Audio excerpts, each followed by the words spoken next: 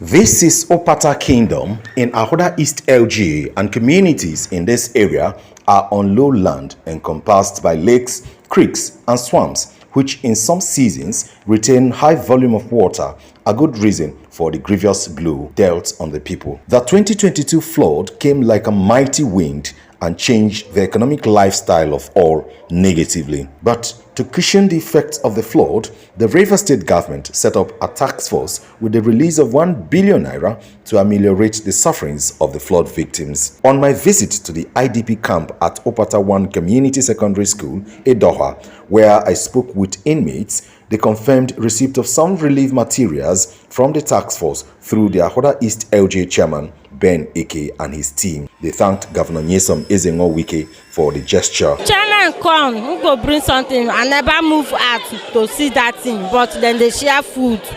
They never cook them to chop. Thank you, Governor. You do well for us as you bring money for us to eat and to feed ourselves. We really appreciate the government and the people that contribute to support the refugee. May God bless them. However, like Oliver Twist, they demanded for more attention as lack of sleeping mattresses, medication, and daily supplies of food are negatively affecting their health, particularly children and the aged. We will ask them to help us again. Let them provide food for us, provide mat for us, including some. Make him bring food, money, food again. And after the flood, they should support the homeless people. I know what this making a year and 6 months. I don't go anywhere. Nobody help me. I just remain like that. My house is don't broke. Make them bring food for me. I want chop. Not say like picking now, they born now, they feel hungry. I not chop early. That's why my body they shake. I need food. I want them to help me. I want something like money, food. I need bed also, mosquito net, and I also need drugs. Now to bring more again. And we go thank you, God will bless you too when you bring for us. I need the foam. And waiting, I will take buy medicine for that, my picking. Children and they cry for food. If you come here, I go see children. Don't get foam. You want children, go don't enter their body. To the paramount ruler of Odiabidi community, Nye Udo Ekpeye, the flood affected 200 homes and over 150 hectares of farmlands in Odiabidi. The people are also appreciative of their paramount ruler, His Majesty Nye Udo Felix Otuarikpo, who is working tirelessly to ensure his subjects are well taken care of. They commended the efforts of the Upata King for mobilizing support from his subjects to attend to the plight of flood victims. A case in reference was a truckload of consumables from the wife of late Ezopata II, Professor Christine Muche. As a mother, I'm being empathetic to the plight that the Upata people are facing right now. She's very saddened by it, which is why she decided to send me to come make this donation to see how we can alleviate, and then subsequently we'll keep doing more. And we're also asking that more persons should please support the Upata people.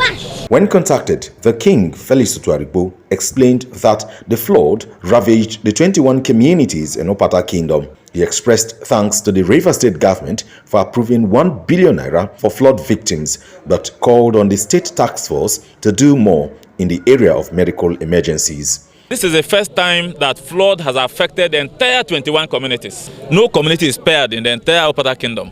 And we highly commend His Excellency for deeming it very necessary to take that bold step to set up a top-level government committee to address the needs of the people and mitigate the effect on the people. The committee needs to intensify their efforts. They need to do more to salvage this bad situation. Dr. Otuarikpo took a swipe on the federal government and the National Emergency Management Agency, NEMA, for not visiting the area since the flood began, noting that they have failed in their responsibilities. He also had reservations for Ekpeye doctors who by now should have mobilized and freely volunteered their services for Ekpeye flood victims. Most annoying is the fact that the government agency established by the federal government has not visited this place even once. Disaster of this magnitude, NEMA has never deemed it fit to come and see the people.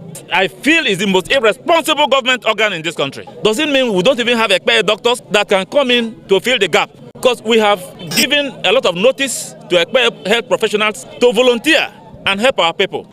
The monarch informed that a woman died at Ikata community due to lack of medical attention as Edeoha, Ikata and Ochiba Road was flooded, making it impossible for people in the area to come out and get help. Ihwaba, the king's hometown, was also not left out as a flood disallowed members of faith-based organizations at Ikata and Ochiba, among others, to hold services. He called for more efforts and appealed to United Nations donor agencies for support as a flood may not recede anytime soon. Our major concern as a kingdom today is to ensure that everybody is evacuated to safety. Most people are trapped. A woman has died at Ikata. If that woman has been evacuated to safety, probably she would have had access to medical treatment. I beat my chest any day that Upata Kingdom is one of the most peaceful kingdoms in this country. But in terms of security, no Upata son or daughter will go and steal from people who are suffering. As the River State Government Task Force team continues in its quest to ameliorate the sufferings of flood victims, environmental experts are calling for redoubling of efforts to achieve set objectives. Ogboka Umida, RSTV News.